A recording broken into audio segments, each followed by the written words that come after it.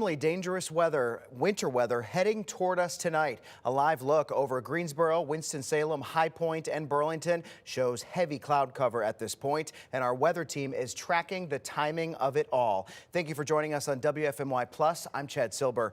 President Trump has declared an emergency declaration for our state. That means the state can get more generators to hospitals and shelters. Right now, State Highway Patrol and National Guard have been activated. They include nearly 500 soldiers, 182 vehicles, and 3 Black Hawk helicopters. A live look at the radar tonight shows the system as it pushes our way. Tim says we should expect it to start as snow, then quickly change to sleet, eventually turning over to freezing rain tomorrow morning. We have received a few reports of very light snow and sleet this afternoon. WFMY News 2's Amber Lake sent us this video of just a few flakes falling in the Archdale area. You really have to squint to see it. We have continuing team coverage all night long and through the entirety of this storm. Our team is spread across several counties tonight, bringing you updates on conditions and last-minute preparations. Let's start with Tim, who's got an update on the system as it moves in. Yeah, thank you, Chad. Right now, we really are in that very, very early phase where truly, like you said, you've got to squint to see that. But we've witnessed that here at the station, just had a bit of a brief sleet shower within the last 30 minutes or so. What's happening, and at this stage in the winter storm, we have such cold and dry air at the beginning. That's common. It usually takes a while to saturate. We would call this saturating the air. When it's too dry, the things all evaporate before hitting the ground. But eventually, that gets a little bit better saturated and we start to see precipitation moving in. It's been really coming down in Tennessee for quite a while. It'll take a little longer before it happens over here. I would expect by 6 to 8 o'clock is when we start to see things filling in the gaps on the radar. Notice how cold it is. Temperatures are in the low 20s right now. It actually should be coming down pretty nicely at the moment in Davidson County. Now, our radar is colorizing this as snow. Not a guarantee. A lot of this could be falling already as some sleet. So where do we go from here? Throughout the night tonight, like I would say, is probably be where you'd like to be by around 6 to 8 o'clock. After that, it's all a risk to you because at that point, the roads should be getting pretty icy. That purple color is meant to show sleet for our area, the tiny ice balls falling from the sky. This is around 3 in the morning. We're likely to have some pretty heavier precipitation at that point. Sleet still most likely. Now, early tomorrow morning, this is what's going to stress me out. When do we switch from sleet to freezing rain? The longer we're able to stay sleet, the longer we're able to hold off that icing on the trees and on the power lines. Unfortunately, our model has that switchover happening around 6 a.m. I think that's a little too soon. I think we can hold on to maybe 9 or 10, but it's going to be a close call. The longer we hold on, the better chance we'll have to be maybe avoiding some power outages. But boy, it still looks nasty outside tomorrow. Think about 12 hours of freezing rain. That's a long time. So our forecast still calls for 1/4 of an inch to a 1/2 inch across the Triad. A little more than that can't be ruled out. And anything over 1/4 already is a huge problem. Over a 1/2 inch, that's kind of a disaster, and that's not what we want to have happen, but it is still in the cards. So let's be careful and cautious about this. My mantra is, snow, we can kind of have fun with that. When it comes to ice, it's really best to prepare for the worst, hope for the best. We don't have any power outage risk tonight or tomorrow morning, but once we get to tomorrow afternoon and evening, that's when things could get heavy on the trees, and that's when we could start to see some of those power impacts. We'll keep you updated, of course, as we go throughout this winter storm.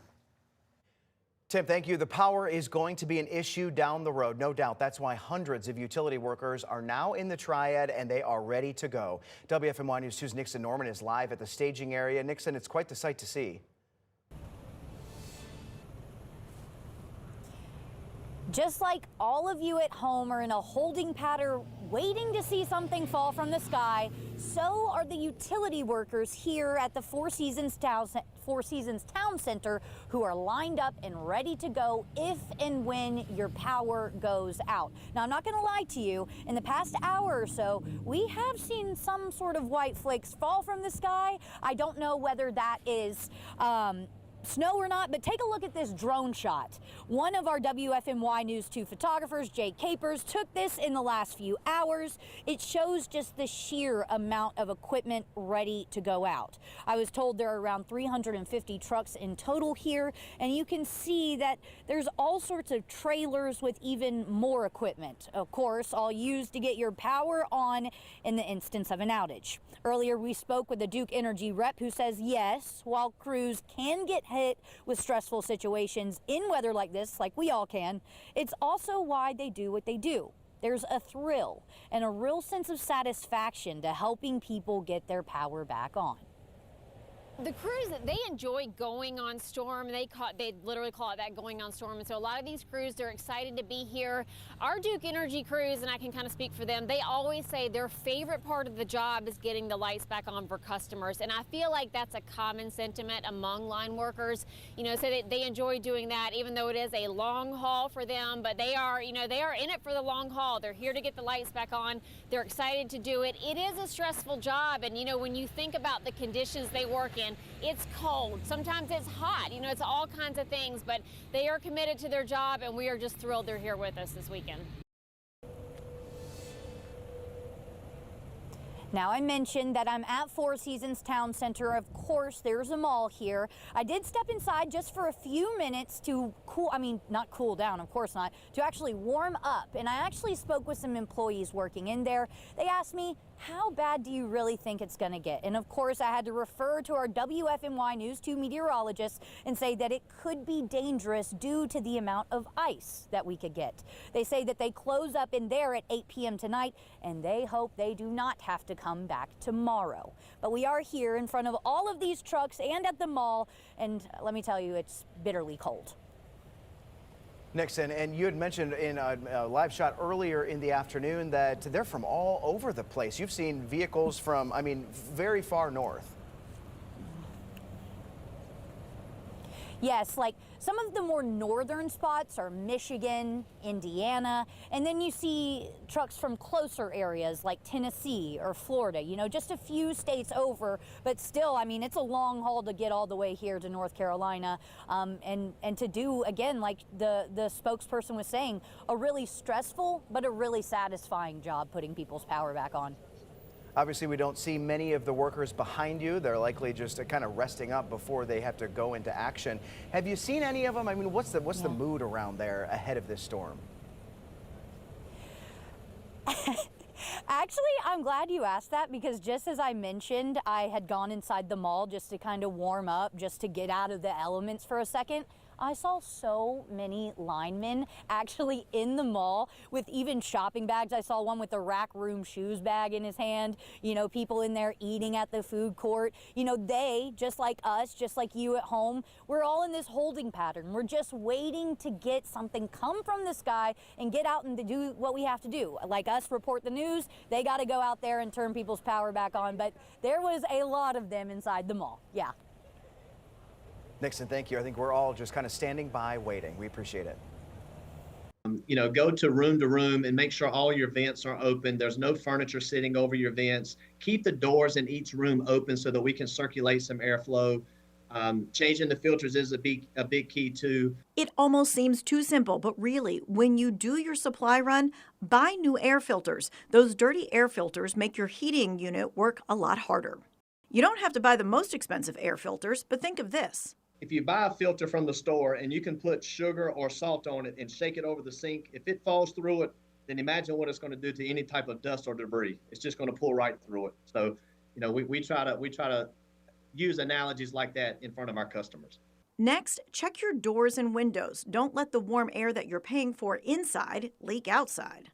Two things you can do at the hardware store: weather stripping and caulking. So thinking about your windows, your doors, if you feel any cold air coming in, you know that you need to get some caulking and some weather stripping in order to prevent that warm air from going outside and that cold air from coming in. Adding an extra blanket and lowering the thermostat 10 to 15 degrees overnight, it can cut your heating costs up to 10%. But if you can't stomach that much of a change, turning your thermostat to the lowest comfortable setting. Every degree is going to help bring that money back into your pocket. The second thing you can do, I have blinds right here. If you have curtains at home, closing them at night in order to keep that warm air in and opening them during the day when it's sunny to let that warmth come on in. Obviously, that is how to keep your warmth inside once the power goes out. And when it does go out, many people will be looking for a warm, safe place to go. Earlier this week, Duke Energy donated $100,000 to the Red Cross to help set up shelters. You saw Nixon at the staging area in Greensboro. There's also one in Winston-Salem tonight. WFMY News 2's Lauren Tier is out there. How's it going out there, Lauren? Chad, it's cold. We all know it's cold. It's very cold, I can assure you that. We are across the street from the fairgrounds in Winston-Salem. There is a setup of all of these utility trucks behind me. We've actually been able to see a little bit of action in the last few minutes. Some of these trucks getting topped up with some fuel just in preparation for tomorrow and maybe even later tonight, depending on what we see from this storm. This is just one of many staging areas in the Triad. In fact, there are crews here who came from 27 states and even from as far as Canada to help with some of these expected power outages.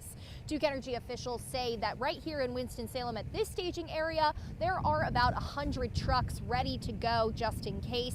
And then down the road at Joel Coliseum, that area is supposed to be set up sometime soon. We don't know exactly how many utility trucks are going to be there, but there will be more, we've been told. So obviously, the big concern is going to be ice, not snow. Well, just about every 45 seconds to a minute or so, I see some little flakes fall here in Winston. Nothing of major note. But I do think the wind is somewhat picking up. Even just standing here, I feel like I've had to turn my back a couple times just to try and shield my face from some of that really intense cold wind, Chad. And Lauren, I see some of the workers behind you. We haven't really seen that in Nixon's live shot. So what is the mood like there? You know, how are they getting ready, or how are they, acting ahead of this storm? Yeah, I think the best way to describe it is it's kind of game time. You know, everybody's locked in, super focused on having everything ready to go so that when they're needed, they can roll out as quickly as possible and obviously help as many customers as possible. Like I said, they were fueling up some of the trucks. I saw some people with some clipboards. I would imagine they've got checklists of all the things they need to have ready to go. Again, should there be power outages, they are able to just drive right on out of here and help as many customers here in Winston-Salem as possible. Lauren, thanks so much. So we got Greensboro, we went west to Winston-Salem, and now we're going to go east to Burlington tonight. Obviously nothing falling from the sky of note yet, but WFMY News 2's Bryce Parker is in Burlington. Bryce, are people still out and about? Chad, yes, people are still out and about. There is a lot of people out here. Like you said, nothing is falling from the sky yet. Again, the storm's kind of moving west to east, so we probably will get hit after Guilford, after Forsyth. But what I do want to show you is this parking lot right now. We are off of Huff Line Mill Road in Burlington, off of I-40. This is the parking lot of a Walmart, beside it a Tractor Supply. You can see people have been coming out in and out of this parking lot all afternoon long, trying to get last minute supplies such as groceries, ice melt, shovels, anything that will help people kind of weather this storm. Again, the storm kind of moved in later than we anticipated, so people are taking advantage of the fact that they do have some time. However, I would still implore you to move fast. The storm is going to move in very quickly and it's going to give us some problems. Do not wait another 2 hours, 3 hours, 4 hours. Get exactly what you need, get comfortable at home, and be ready to weather this storm. Now, last thing I do want to show you is right here, this light. People, they're starting to kind of pile up. Light just turned green, but what we've been seeing is this light has been backed up all the way close to the parking lot this entire afternoon. Again, people are coming, trying to get their last minute supplies before the storm officially moves in. Chad? Bryce, thank you. I mentioned earlier that, when I went out to the store yesterday during my dinner break, it really seemed as though there were quite a few people out and everybody was focused on a plan. They were focused on getting the supplies they need. Did it seem like those people who were out there today really are focused on what they need to do? Yes, Chad, it does. Even though there's been a lot of people here, people have really just been in and out. It seems like they're getting, just kind of the essentials like milk, bread, eggs, just whatever they need, and it's not like extra things. It's exactly what they need to kind of weather a storm that could give us either power outage or just be stuck in the house for the next couple of days. So people are not playing. It seems like they're taking these messages very seriously, that this is going to be a storm. We're going to get more ice than snow. This is not going to be something that's a snowman type of event, but you need to get what you need to get in order to kind of weather the storm that we're going to have this weekend.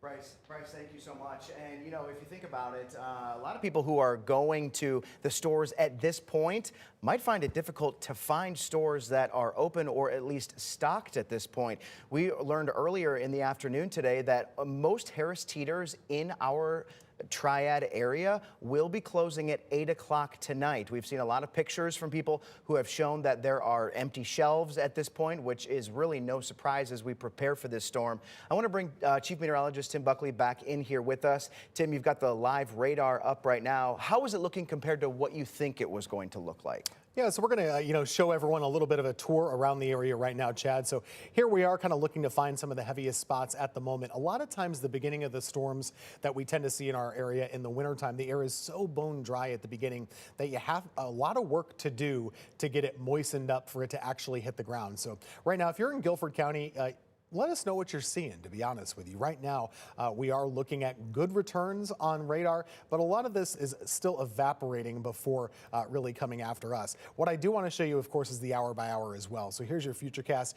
Right now, we're not really still expecting all that much. Throughout the week, we've been saying about 3 to 6 p.m. is when it could start, but it really won't be until later on tonight before that radar fills in the gaps pretty nicely. Do not have much hope for snow at this point because we've already noticed some sleet falling from the sky. What that tells me is that there is some air above our heads that's above 32 degrees. It's super easy to take the temperature here at the ground, by the way. All you need is a thermometer at an airport. It's harder to know the temperature above our heads, and it's very important in a winter storm, so that's why the forecasting is more difficult. Now, for tomorrow, I am stressed about this. When do we switch between sleet and freezing rain? If it happens at 6 a.m. that we start the ice, well, that means we've got about 14 hours of icing to deal with tomorrow, and that could be too much for the trees to handle. If we hold it off until, let's say, closer to lunchtime, that might be a little easier for them to handle. So it's a waiting game. It'll be a stressful one tomorrow. Our futurecast does have this ending with temperatures around 32 degrees and temperatures warm enough for a regular old rain. Do I believe that? No, I don't think so. I don't think that's going to happen for us. Typically, they kind of warm us up too quickly at the end of an event. Here's our forecast map for freezing rain. Now, all of us, even the lighter shade of pink, that's enough to cause power problems, to cause tree problems. A quarter of an inch, that can be a problem. But a quarter of an inch is a whole lot better and a whole lot more manageable than a half an inch. I hope that none of us have a half an inch of ice, but it is within the realm of possibility, and that makes it a serious situation, especially for areas just to the south and east of Greensboro. All of the big population centers in the state, Raleigh, Charlotte, Triad, they're all under the gun from this storm. So is Asheville, which, by the way, still recovering from Hurricane Helene so intensely as well. I actually heard that they still have temporary power lines kind of piecing that grid together in the mountains. So that could, unfortunately, become another sad story for western North Carolina. The timeline hasn't changed. We see a snow-sleet mix beginning this, and I think it's more on the sleet variety, of course. Roads aren't bad now, and they probably won't be for the next hour or so, but I'd still want to be where you want to be. We have two things happening right now. Stuff is starting to fall, and it's getting dark. Darkness happens around 6 o'clock nowadays with twilight, so that's a good time to be home if you have the luxury to.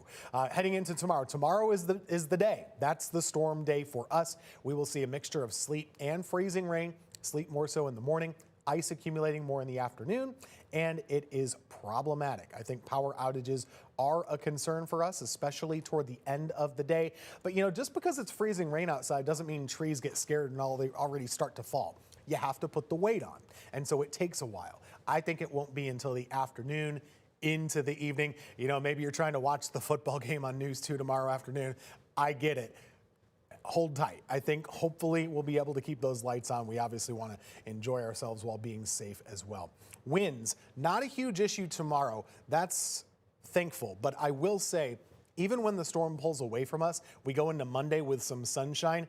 This is just another thing to worry about. Pretty much each day between now and Tuesday of next week, has a thing to worry about. Tomorrow it's the ice and the roads. On Monday, the roads are still bad, it's sunny, but you got this. And so trees that still have ice in them, maybe they've been weakened a little bit. Typically a 25 to 30 mile per hour wind would not bring down any trees, but that could be the case on Monday. And then on Tuesday of next week, we have some issues with very cold air. So it's just kind of pick your poison each one of these days. A rare combination of different events across the Triad, Chad. And, you know, we're still in the beginning stages of the storm. It's always interesting to see how they start. But I do think, you know, a lot of people are probably, if they're like me, they're curious to see what will happen, but they're also probably a little nervous at this stage in the game, you know, just wondering when we go into tomorrow, what are things going to be looking like 24 hours from now? Think about it. It's starting right now. It doesn't end until about 10 o'clock tomorrow night. So that's about a 30-hour window that we've kind of got to deal with. So one thing that's been really fascinating about this storm, or at least the build up to it, is I feel like most other storm potential in the winter, you really are tiptoeing around what to exactly say that will happen until a day or two before. But it's been unbelievable that you have been able to forecast so confidently several days in advance. What makes the weather world so confident that this will happen and so many days in advance? Yeah, well, you know, and it's true that, you know, we've seen this one coming. There are things you can be confident in days ahead and others that you can't be. A lot of times when we have a storm that's 5, 6, 7 days away, we simply don't know if it's going to hit us or not. This one was very obvious that you have this whole stream of moisture moving across the entire eastern U.S. In fact, I can pull the radar back up again for the whole country. You know, we talk about how many millions of people this thing is impacting. It's basically a third of the country or more. It's an enormous amount of moisture. So the fact of it hitting us or not was not in question. What we were a little cautious of in the beginning, and I remember telling you guys, like, let's call this a winter storm. We don't know if it's going to be snow or ice. On Monday, we had no idea. One or the other were both possible. It became more clear. Yeah, it's going to be one of these ice storms. And that's kind of why we pumped the brakes on that a little bit, or tried to at least. The phone apps nowadays, you know, you just look on there, and I think even today it's still saying it's all going to fall as snow. For some reason, someone needs to code them better, and that's just not my job. Well, we need to figure out whose job it is. I and tell know. them to code it better. Tim Cook, maybe? It makes your job harder, because then you get people reaching out saying, Tim, I heard we're going to get 30 inches of snow. Well, it really does, and we can joke about it, but it is a serious thing as far as credibility goes. But you know, it's a different world than it used to be, right? You can get your information a lot of places, and I think, you know, if you're watching us here on WFMY Plus, you're probably already in the know on who has that local knowledge. It's the same thing we like to say about, you know, if you're picking a restaurant, you can eat at a chain, or you can, you know, support local and eat at a mom and pop shop. Support local with your information as well. You're the mom and pop shop. I appreciate that. Make the bumper sticker. You know, so thinking about the timing here, Tim, so I have never wanted to root for sleet more than tomorrow morning, is what you're saying. Sleet is mostly annoying. That's probably not putting it serious enough. Sleet, if you have to pick something, you can get really heavy snow, you can get really heavy sleet, you can get really heavy icing. Icing is always the worst. Ice can do things that snow can't, sleet can't by a mile, because it can just tear apart power and trees and all that kind of stuff. Snow can, around our area, snow can be heavy enough that it can do some impacts, because our climate isn't quite as used to snow as maybe up north. Sleet, they're like these tiny little marbles. They roll off everything.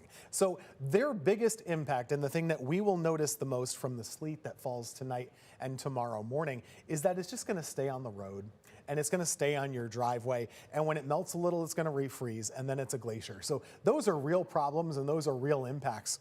But when it comes to, we want to keep our heat on, we want to keep our power on, and we'll root for that sleet all day for sure. You shared an interesting stat yesterday. You know, I was asking you how long it would take for freezing rain to take down a power line. And I mean, it's a very small amount because it weighs so much.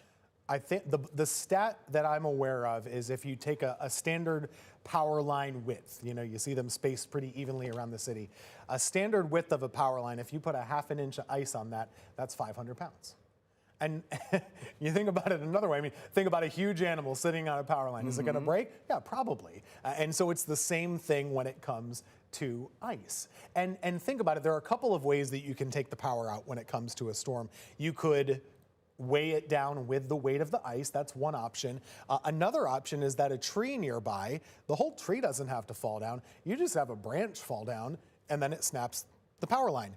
Or another thing that, we'll be thinking about later on as we, drive home from work or something, the roads are going to be bad. And so you can have car accidents that hit power lines and then they bring them down that way. So there are multiple options and multiple reasons that the more ice you have outside, it does increase that power outage risk. And I can't remember a power outage risk that I've seen for our area that's been this high. Probably the last time we've had one that's that high was, for us, more so a hurricane than a winter storm. Obviously, we remember well the storm in 2014. Really, I think it was the last big ice storm that we've had here. How do you think that compares or contrasts to what we will see with this storm? So that one in March of 2014, it was really severe. It was actually a bit unexpected. I remember that was one that I was working, and I think we were only expecting 1/10 to 2/10 of an inch of ice, and boy, it just turned crazy. And we got a 1/2 inch in Greensboro, we got a 1/2 inch in Thomasville, High Point, and the like. But it was only over like a 4 or 5 county area, if that, and only chunks of those counties. So this one is a much bigger size, much bigger footprint, and honestly, the totals for somebody, and it's hard to say where the bullseye is, but the totals for somebody could be higher than that one. We've had ice storms since that one, but we don't really remember them that much. They were more on the lines of 1/10 of an inch or 1/4 of an inch. They still bring down power, they still do those things, but when we talk about weather events, sometimes I like to tell it in the sense of like, are you going to remember this one even next year? We have stuff that happened weather-wise that I don't remember last year, because it's not memorable. But those big ones, you never forget it. And I do think that this one, for a lot of people in North Carolina, it'll be one that we remember years from now. We talked to Ed Matthews the other day about that ice storm that happened in 1993. They call it the storm of the century. And then, we talked to Mayor Mary Kay Abuzawader about the storm that happened in 2002. Yeah. So, I mean, it is like every decade or so. Storms are stories. They are, obviously storms are serious, and this is serious, and you should take it that way. The majority of us, most of us, we are going to have bad impacts, but we're going to be okay. Like, we're going to get through this just fine eventually. There might be some pains with it. There might be some problems with it. But one of the things about storms that they really are a part of life, I think. And so years from now, do you remember this one? Do you remember that one? Everyone in Greensboro has those stories. Everyone in every town in North Carolina has those stories. When I worked in Wilmington, they would ask you remember Fran, right? The hurricanes. And you know what they mentioned more than the hurricanes? You remember that snow at Christmas, right? In '89? Like, everyone has these type of stories. Right. And so the answer is coming tomorrow. We still don't know the final answer. We certainly are hoping for the best, but with ice, I think it's best to prepare for the worst and hope for the best, because it's serious and there's nothing fun about it. There's just nothing fun. Right. You have mentioned how we're going to be very cold over the next couple of nights. And, and that's really the reason why Tanya Rivera did a story this week about letting your faucets drip. And she explains why here. Bitter cold temperatures. You're sure to hear people tell you, hey, you need to let your faucets drip so you can protect your pipes. But it really all depends on if your water is hooked up to the city or not. If you're on city water, let those faucets drip, but you need to pick the right one for the hot drip. We recommend to turn on a cold faucet to let it drip, and then to find the fixture furthest away from the water heater and turn the hot water on a slight drip at that. That way you have water moving throughout the entire house. For example, if this is your house and the hot water heater is in the garage on this side of the house, you'll want the hot water drip to be at the farthest faucet. In this example, it happens to be in the kitchen, but it could be in your bathroom. Now, if you're on well water, dripping a faucet really isn't a help. It's going to do harm. For the fact of being like on a septic tank, it's not made to hold a continuous stream of water. Stepping your cabinets up does help unless the heat get to it. Everyone seems to agree, whether you're on city or well water, opening up the cabinets to get more warm air into the pipes is a help. And just in case a pipe does burst, every homeowner should know where their main water shutoff valve is. That way you can actually stop the water flow and prevent further damage. Here's another live look at we like to call it our quad box. It shows the 4 big sky cameras that we have across our viewing area, and we are just kind of waiting and watching to see what happens. We have our team spread across 3 counties. We're in Greensboro, Winston-Salem, and Burlington tonight. Let's start in Greensboro with WFMY News 2's Nixon Norman, where she is standing by at the staging area where a lot of contractors, utility workers who are working with Duke Energy, standing by waiting for whatever falls out of the sky to start.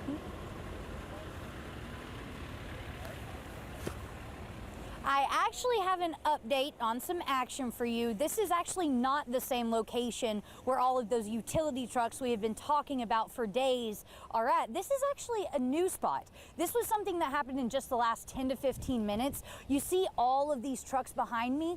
They're tree service trucks. They're here to actually handle the trees that might be falling on your home or falling on those power lines. They're here to cut it up and help get rid of it. But something interesting, we spoke with some of them who are driving these trucks in. They're actually all from Iowa. They say they drove 17 hours just to get here in North Carolina to help out the people of the Triad. Again, kind of still working on the whole power outage side of things, but not in the way we've been talking about for so long. Not with the Duke Energy side of things. They're actually here to help with the trees that might be too heavy due to that ice that we are expected to get. I think there was well over a dozen of these same cars with Right Tree Service that came through. And again, a 17-hour drive. Can you imagine, especially in this cold? Nixon, I have not loved the state of Iowa more. That's really interesting. Does it seem like they're kind of doing the same wait and watch, just kind of waiting for something to happen? Yes, and I mean, they just showed up, so they're going to have a lot less time to wait than maybe some of the other people who showed up here last night and kind of stationed their trucks over at that spot we've shown you drone shots of, and with all of the buckets up, the Duke Energy spot. They just got here, so as we know, things could ramp up in the next couple of hours or so, so their wait time might be a lot less than most. But one thing, you keep asking about the mood of the workers. Every single one of them that we have talked to have waved at us, have smiled at us. They all seem pretty happy to be here in the Triad in North Carolina.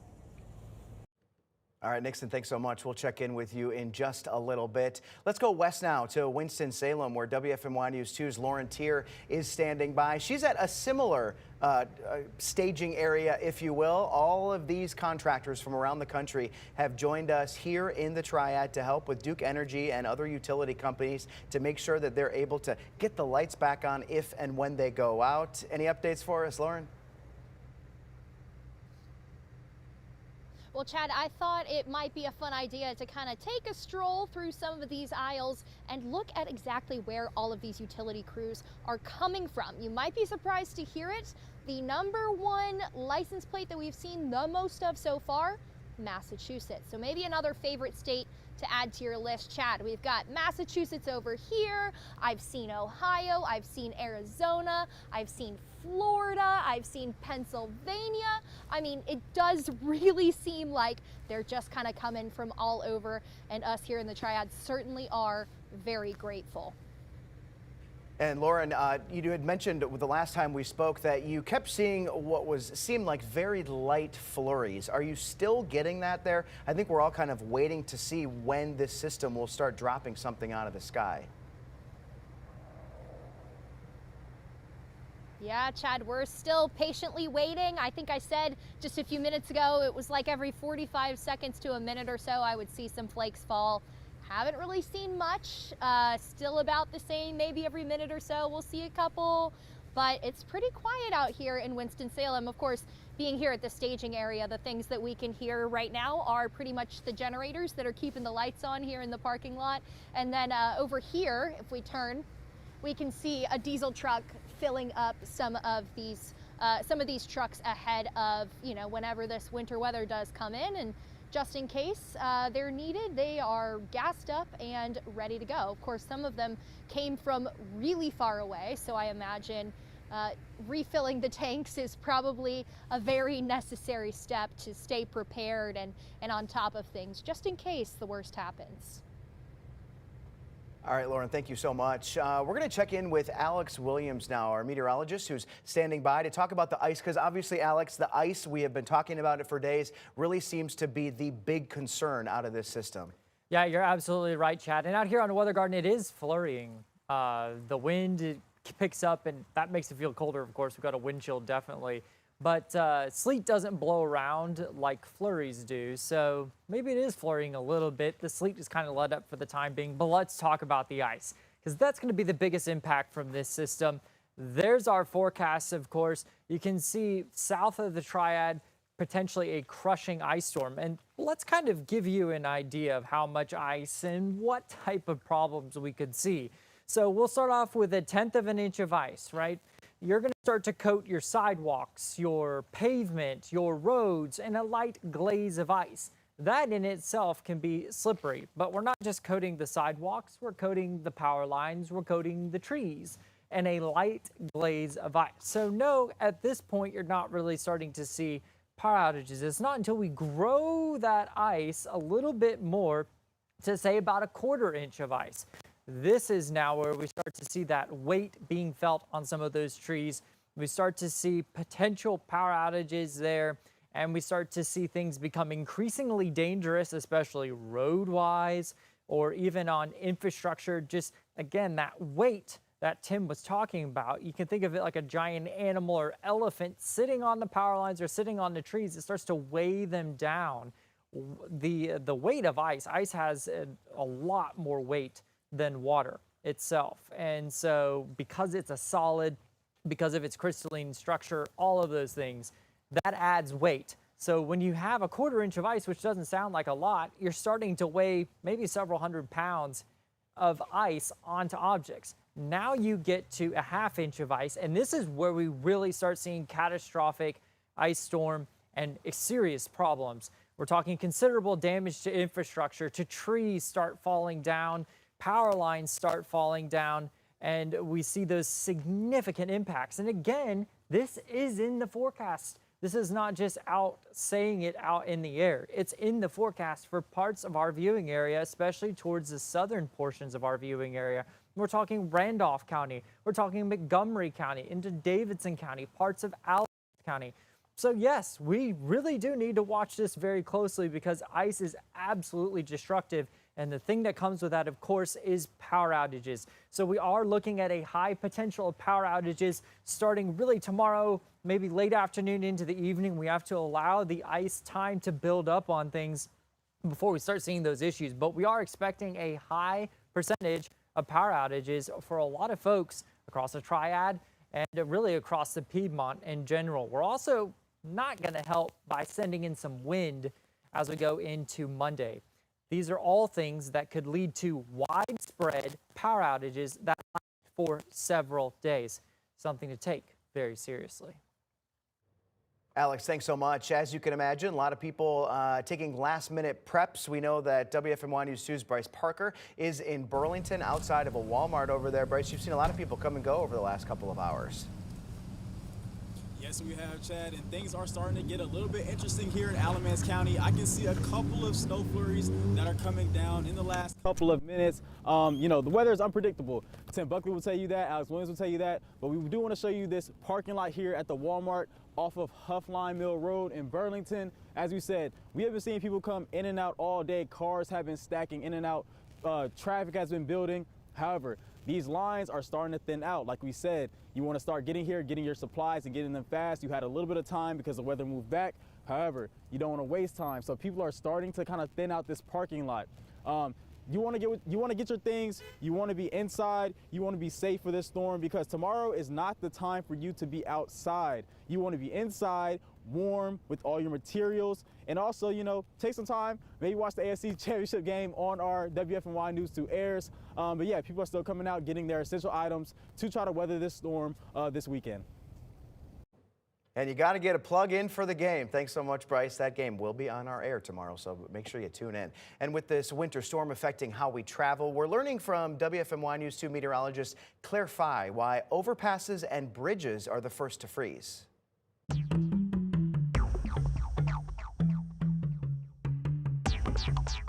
Today we're going to dive into an important topic for winter weather safety. Why do bridges and overpasses freeze first? You see all the time while you're on the road the signs that say bridge ices before road. Let's take a closer look at why. When temperatures drop and ice forms on surfaces, all surfaces won't react the same way.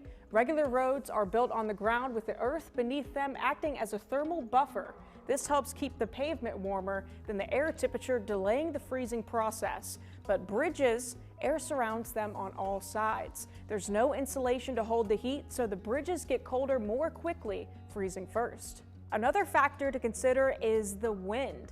Because bridges and overpasses are elevated, they're more exposed to wind that will carry heat away from the surface, making it even colder and increasing the likelihood of ice formation. Roads may be somewhat sheltered from the wind by features like trees or buildings. We've seen this happen in our area recently, so understanding this simple science can help you stay safe during winter driving. Always keep an eye on the weather and be especially cautious when approaching elevated roadways. Stay safe, stay warm, and thanks for tuning in to Raise Your Weather IQ. I'm meteorologist Claire Fry.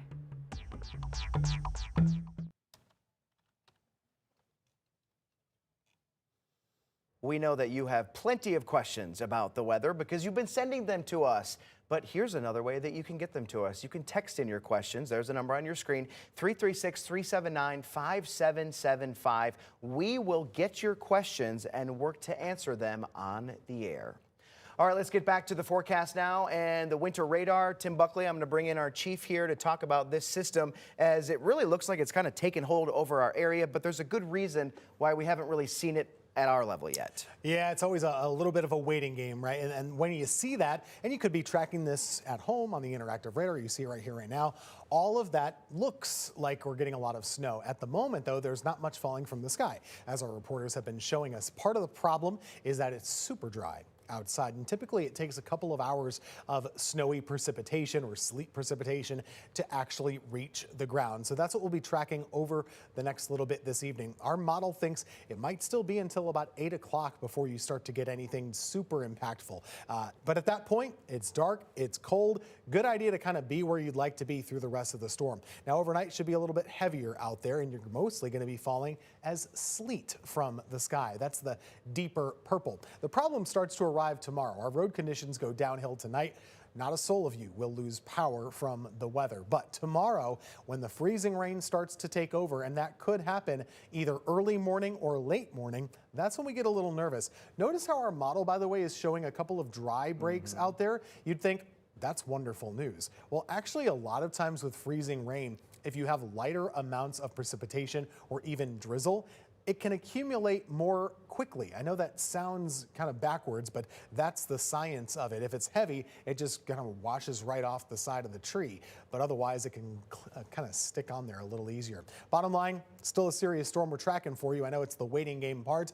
You kind of need to see it to believe it, but that'll happen over the next couple of hours, overnight. And we do keep this weather impact alert going into next week. One of the biggest questions that I have or have received or have myself is, when do the roads get better? And obviously that depends on a couple of things. It depends on how much sleet is on the road to begin with, how much ice is on the road to begin with. But the weather's not going to help us that much. We'll have sunshine next week, which does happen. It helps more than you'd think, even when it's cold outside. But it could still be several days before a lot of our roads are getting better.